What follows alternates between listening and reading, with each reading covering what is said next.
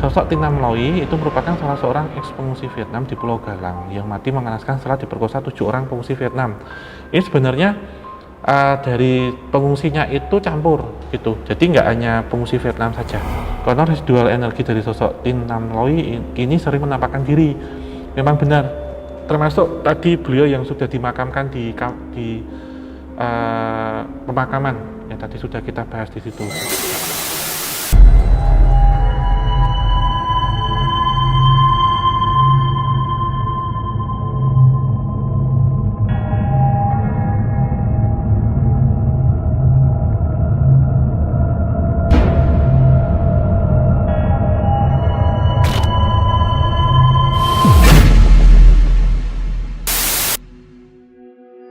Assalamualaikum warahmatullahi wabarakatuh. Salam rahayu, rahayu bagi kita semuanya. Kali ini bersama saya Om Hao, kita kembali lagi dalam Konon Katanya. Dan untuk para sobat Javanika, ini kita akan mengelana ya, tidak hanya di tanah Jawa, tetapi juga kita akan coba melihat satu peristiwa sejarah yang pernah terjadi di luar Pulau Jawa. Dan kejadiannya ini tentu sangat familiar bagi teman-teman semuanya, yaitu tentang Pulau Galang, di mana pada dasawarsa di tahun 1970-an akhir hingga tahun 1990-an akhir dipakai untuk kamp pengungsian Vietnam, yang ketika itu sedang terjadi bergejolak ataupun berkecamuk perang Vietnam ataupun perang saudara yang terjadi di dataran semenanjung Vietnam. Lokasinya dari Pulau Galang itu sekitar 40-50 km itu dari pusat Pulau Batam. Nah, ini kenapa kita membahasnya sekarang agak melebar ya. Jadi nanti Sobat Javanika, ini tentunya kan kita akan coba mengekspor, itu coba akan kita kembangkan, itu nanti meliputi tentang wawasan Nusantara ataupun sejarah-sejarah budaya yang tidak hanya di tanah Jawa, tetapi juga di Nusantara ini. Dan nanti kita akan coba dulu membahas tentang pulau-pulau sebelah. Seperti kalau sekarang ini kan kita di sekitaran Pulau Andalas. Nanti juga ada Pulau Borneo, Celebes, kemudian ada Molucas, kemudian Nusa Tenggara, Bali, dan ini yang paling fenomenal. Nanti kita akan mencoba sampai ke Pulau Papua. Jadi dari Sabang sampai Merauke, berjajar pulau-pulau tentunya. Karena Nusantara sendiri sebenarnya kalau kita bahas itu luas banget. Kalau dalam kajian Kapita Selekta Sejarah Indonesia, itu sebenarnya Nusantara itu berasal ataupun mulai dari kepulauan yang ada di Madagaskar sampai dengan kepulauan Pasifik. Jadi bisa dibayangkan rentetannya itu sangat panjang. Tapi nanti coba akan kita kerucutkan, kita akan membahasnya di sekitaran Southeast Asia. Memang Pulau Galang itu menyimpan banyak misteri dan cerita. Salah satunya yang paling terkenal adalah dipakai untuk kamp Vietnam. Ini kita masuk ya. Yang pertama, kita lihat dulu itu dari kajian peristiwanya ataupun kejadiannya seperti apa. Pada masa Perang Dingin yang usai ataupun berakhirnya itu setelah Perang Dunia Kedua, dunia terbagi menjadi dua blok, yaitu blok barat yang di situ ada Amerika Serikat, Inggris, Perancis dan sekutunya, serta blok timur, di situ ada Rusia, Tiongkok, Yugoslavia dan sekutunya. Perang dingin yang tak lebih dari perebutan kuasa idealisme antara komunis dan kapitalis ini memaksa negara di dunia ketiga terpecah dan memicu terjadinya perang saudara. Jadi memang tentunya ada dampak dan efek ya ketika terbagi menjadi dunia pertama dan dunia ketiga. Ini memang secara gamblang itu nanti akan mempengaruhi keberadaan dari seperti halnya ada Jerman Timur, kemudian Jerman Barat, Vietnam Utara, Vietnam Selatan, Korea Utara, Korea Selatan. Dan sekarang itu kan sudah ini, satu-satunya yang masih negara terbelah itu Korea Utara, Korea Selatan. Vietnam sudah ada Vietnam, bukan Vietnam bersatu tapi Vietnam. Jerman sudah jadi satu, itu Kuba barang itu kan menjadi satu ini. Pada tahun 1955, Perang Indochina kedua pecah, membagi Vietnam menjadi dua, yaitu Vietnam Utara, sekutu komunis, dan juga Vietnam Selatan itu sekutu kapitalis. Perang yang berlangsung selama 20 tahun dan memakan korban ratusan ribu jiwa dari kedua belah pihak itu akhirnya berakhir pada tahun 1975 ketika Saigon jatuh di bawah pasukan Vietnam Utara. Jadi Saigon waktu itu dengan Hanoi yang ada di utara. Kemudian Saigon yang kita kenal pada kali ini adalah namanya Ho Chi Minh City. Dari pendudukannya itu tentunya mengarah ke selatan. Kemudian banyak warga yang karena mengalami kemelut perang, ini yang mendasari itu kemudian mencari suaka atau satu perlindungan. Seperti beberapa sejarah dan peristiwa-peristiwa aktual yang baru-baru ini terjadi, itu pengungsi dari Afghanistan ataupun dari Myanmar. Yang mereka mencari suaka itu beberapa kemudian lari sampai dengan ke Pulau Natal atau Christmas Island untuk mencari perlindungan. Ini pun kasusnya sama. Jadi kalau kita melihat beberapa kajian-kajian tentang teori ilmu sejarah, kita lihat bahwasanya sejarah itu satu peristiwa yang sekali itu terjadi, tetapi polanya. Jadi pola ini terjadi ketika sekarang kita ketahui pengungsi-pengungsi dari Afghanistan yang ke Christmas Island. Nah, ini bedanya ke pulau yang ada di Kepulauan Riau. Yang hal ini tentunya akan memaksa ratusan ribu warga Vietnam Selatan yang waktu itu tidak ingin bergabung dan ingin mencari perlindungan ataupun suaka, yang selamat itu mengungsi ke negara tetangga. Ada yang menaiki perahu dan terombang-ambing selama beberapa waktu di Laut Cina Selatan tanpa tahu tujuan pasti. Mereka pun mendapat julukan sebagai manusia perahu. Nah, ini julukan manusia perahu ini karena mereka selama berhari-hari itu terombang-ambing di laut lepas ya. Dan perahu-perahu yang dipakai itu tentunya tidak perahu yang dipakai untuk persiapan perjalanan untuk jarak jauh. Dan bisa dibayangkan dalam satu perahu yang maksimal penumpangnya itu 15 orang gitu. Itu bahkan bisa dinaiki sampai 30 atau bahkan lebih. Dan ada beberapa cerita itu yang mengisahkan, dan waktu itu juga saya sempat sewaktu mengunjungi museum Pulau Galang ini, saya melihat di dalam perahu itu sangat penuh sekali, dan ada beberapa itu perempuan dan anak-anak yang ada di situ. Dan dari beberapa informasi yang saya dapatkan, tentunya ketika bepergian itu bekal yang dibawa tidak sebanyak yang kita kira. Jadi tidak membawa bahan makanan ataupun minuman yang disiapkan. Dan kalau kita mencoba ya meminum air laut itu kan tentunya haus terus. Sehingga muncul istilah manusia perahu ini yang dalam tanda kutip ya memunculkan satu istilah teman makan teman yang sebenarnya. Jadi terkadang para pengungsi itu yang dalam kondisi sakit ataupun dalam kondisi lapar kemudian tidak kuat kemudian meninggal, itu ada yang berinisiatif kemudian kanibalisme atau teman makan teman sebenarnya. Jadi ada beberapa yang dimakan di dalam kapal itu untuk tujuan survival ataupun tujuan menyelamatkan hidup masing-masing sampai kemudian mereka terdampar di pulau-pulau yang bahkan tidak ada penghuninya waktu itu. Dan ini memang satu rujukan dari PBB waktu itu menuju Pulau Galang sebagai tujuan mereka untuk mengungsi ataupun untuk camp sementara. Nah, ini kita kemudian masuk ke bagian camp pengungsiannya. Setelah tadi kita bahas proses perjalanannya, ini kita bahas di campnya. Para warga Vietnam Selatan yang berhasil mencapai daratan tiba di beberapa negara, terutama negara-negara yang ada di kawasan Southeast Asia ataupun Asia Tenggara. Tentunya salah satunya adalah Indonesia. Mereka terpencar di beberapa pulau seperti di Kepulauan Natuna, Pulau Anambas, Pulau Bintan, Tanjung Pinang, dan juga Pulau Galang. Setelah pada tahun 1979 hingga 1996, sekitar 250.000 pengungsi Vietnam Selatan ini dikonsentrasikan pada kamp penampungan khusus sementara di Pulau Galang. Pada waktu itu, Komisi Tinggi Urusan Pengungsi PBB, UNHCR, dan juga pemerintah Indonesia membangun sejumlah fasilitas umum di Pulau Galang guna menunjang kehidupan para pengungsi. Seperti di sini ada barak, tentunya ada barak, kemudian tempat untuk tinggal, pengungsian untuk tinggal, hospital ataupun rumah sakit yang waktu itu saya ke sana itu memang sangat-sangat terbengkalai. Tapi setelah COVID-19 masuk ke Indonesia dan ke Kepulauan Riau, rumah sakit ini kemudian dialihfungsikan untuk rumah sakit darurat COVID-19. Jadi diperbarui rumah sakitnya. Tempat ibadah meliputi beberapa multi ibadah yang ada di situ, seperti ada gereja yang saya temukan waktu itu, ada gereja, kemudian vihara, terus ada seperti kelenteng juga, kemudian sekolah ataupun sarana edukasi, kemudian ada pasar hingga sarana hiburan seperti gedung bioskop. Nah ini tentunya begini, kalau kita melihat rumah sakit itu pasti kan untuk beberapa yang mereka ketika tiba itu dalam kondisi tidak sehat tapi selamat.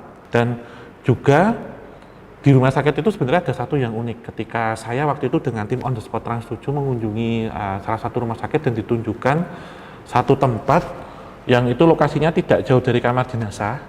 Tempat itu nggak terpikirkan. Tempat ini ternyata untuk menimbun ataupun menguburkan janin-janin. Nah jadi ceritanya di camp itu kan banyak keluarga-keluarga di situ, baik keluarga muda ataupun keluarga yang sudah memiliki momongan. Nah tentunya kalau dari keluarga itu kan ya tahu ya terjadi hubungan suami istri, kemudian istrinya hamil dan banyak yang tidak siap ternyata. Jadi banyaknya kasus-kasus aborsi. Selain itu juga terjadi banyaknya sexual harassment, pelecehan seksual. Nah ini nanti juga akan kita bahas. Jadi ada tentang pemerkosaan, kemudian perselingkuhan, yang di situ kemudian menimbulkan banyaknya kasus kehamilan yang tidak terkendali, sehingga memang dipikirkan waktu itu untuk pengungsi itu kalau sudah bawa sudah didata. Tapi kalau nanti terjadi seperti kasus kelahiran yang tidak terkendali kan tentunya akan menambah space di situ. Gitu. Jadi ada beberapa yang kemudian inisiatif untuk menguburkan diri. Di lokasi kuburan janin itu sering didatangin orang untuk ditarik energi janinnya. Jadi kita ketahui untuk bayi ambar atau untuk bayi bajang. Dan waktu itu ketika saya ke sana itu didampingi oleh penjaga ataupun pengelola, bapak pengelola itu yang tahu benar lokasinya ini untuk apa seperti itu. Dan itu paling angker menurut saya itu kalau di sana ada 3 tempat.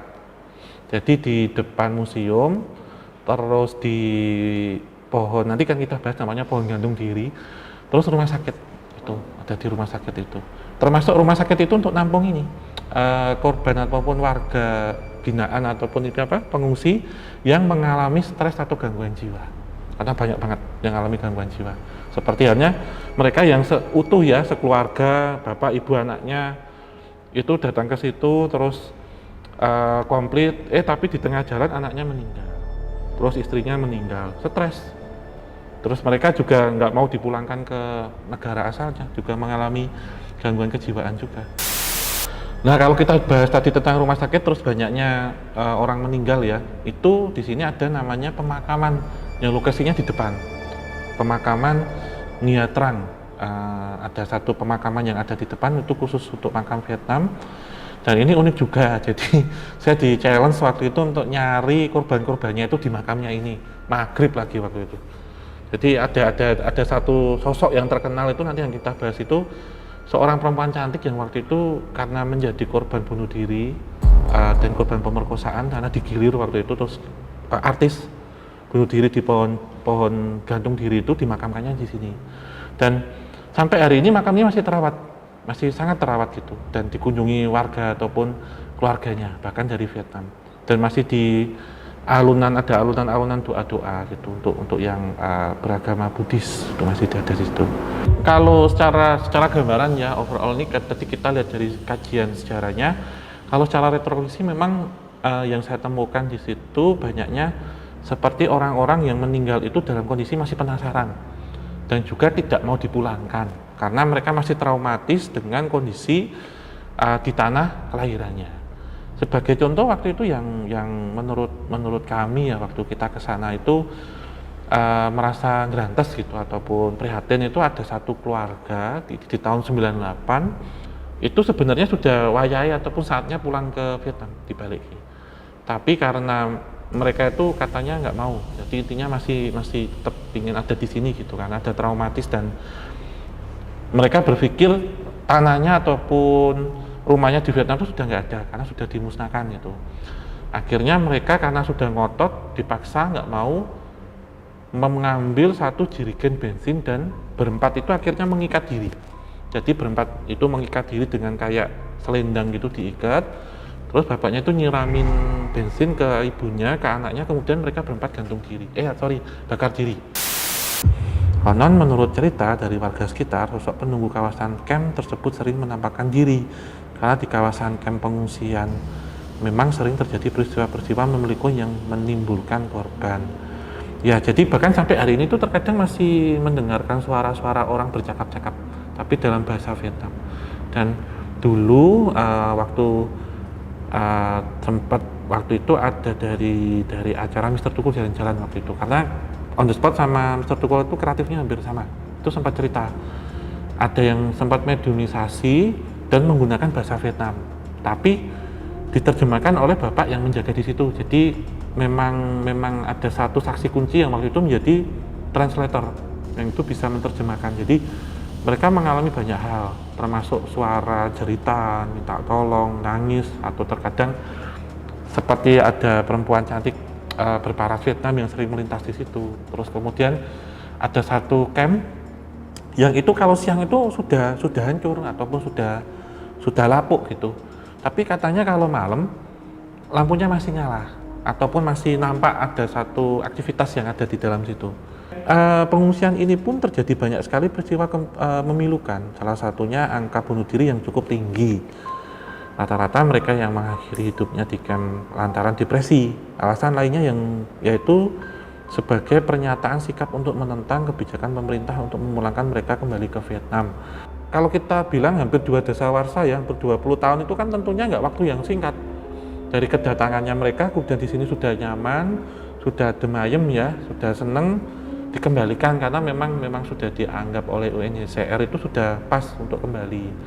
Tapi mereka tetap ngotot ingin tinggal di Pulau Galang dengan status warga asing, dan ketika dikembalikan karena beberapa orang itu kan maaf ya secara keimanannya kurang, akhirnya mereka memilih untuk mengakhiri hidup, untuk bunuh diri.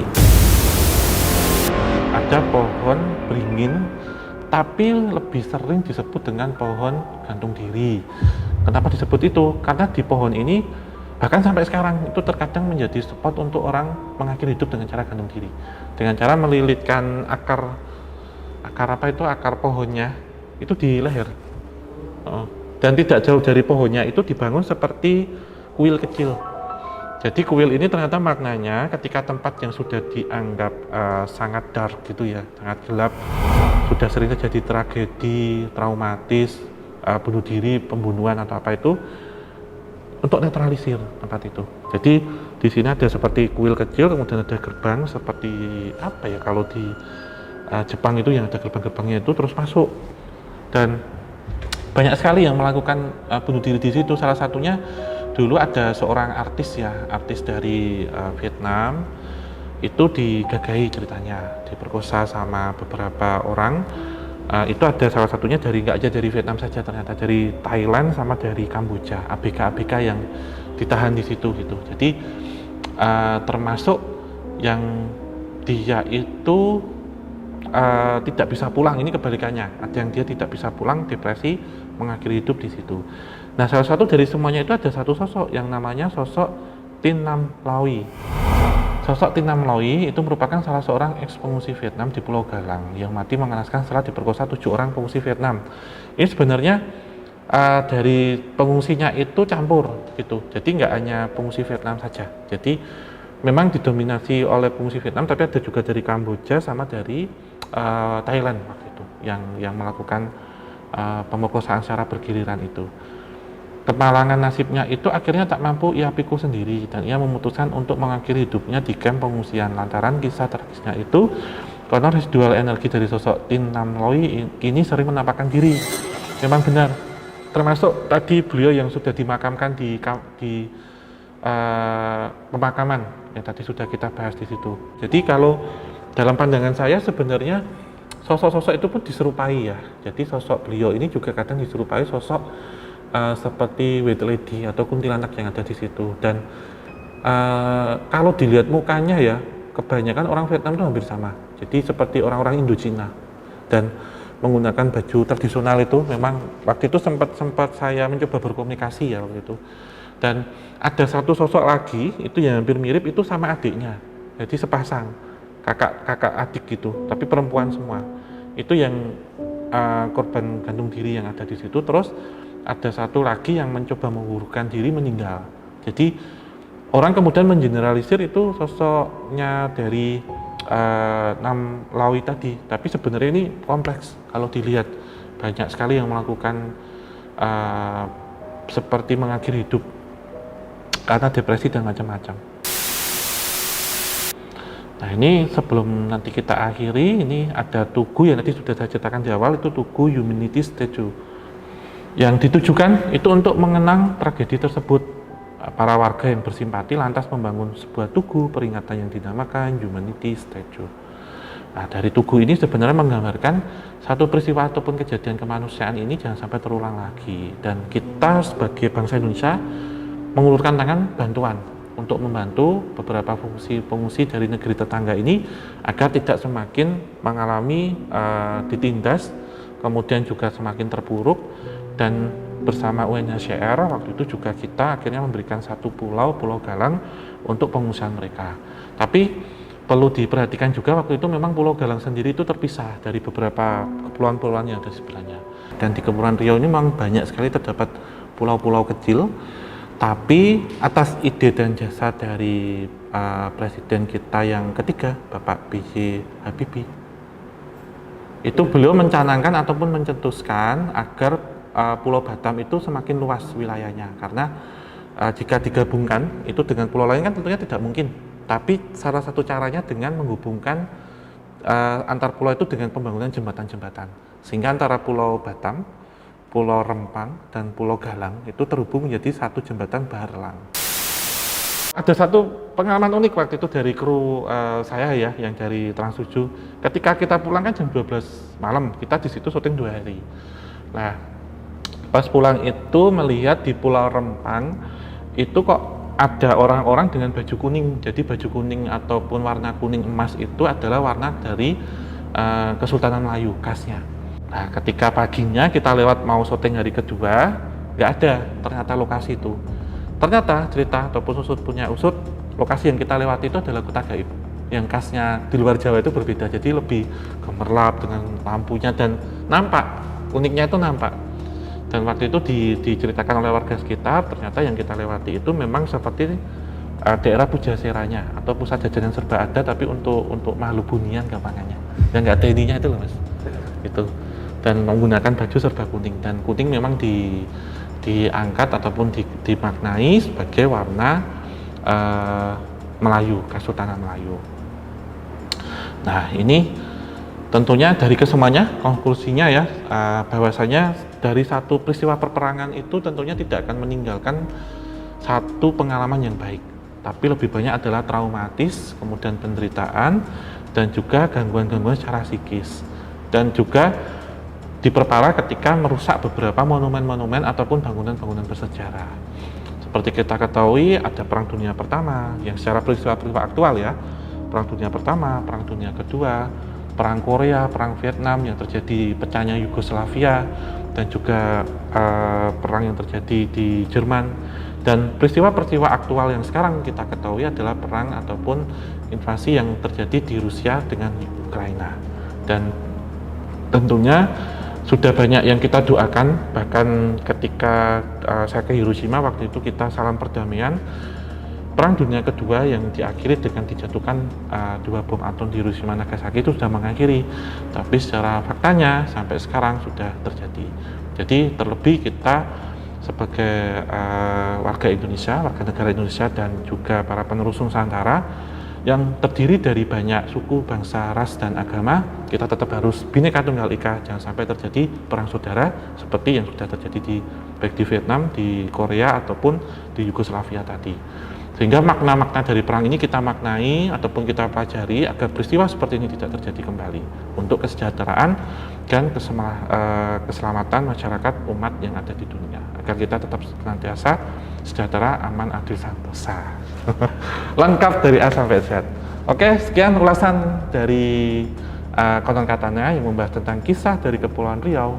Semoga bermanfaat dan tentunya memberikan tambahan informasi untuk Sobat Javanika yang nanti insya Allah akan menjadi Sobat Nusantika.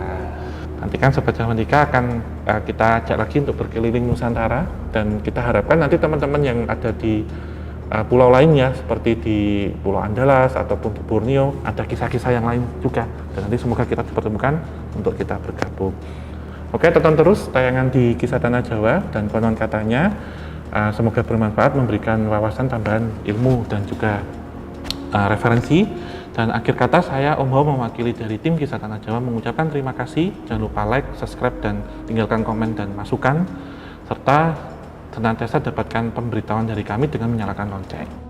Terima kasih untuk teman-teman yang sudah bertugas semuanya, all crew dari tim Kisah Tanah Jawa, dan juga untuk Ray Digital yang sudah memberikan tempat untuk kita syuting pada kesempatan kali ini, dan tempatnya dingin ya. Terima kasih untuk Ray Digital. Kemudian untuk teman-teman Sobat Javanika yang sudah menonton dari awal hingga akhir, tentunya jangan lupa tinggalkan komen, like jika suka, share sebanyak mungkin, dan tentunya subscribe agar segera 3,5 juta subscriber dan kita ke negeri Belanda. Amin gitu. Agar tidak ketinggalan, nyalakan lonceng tentunya. Oke, akhir kata wabillahi taufik wal hidayah. Wassalamualaikum warahmatullahi wabarakatuh.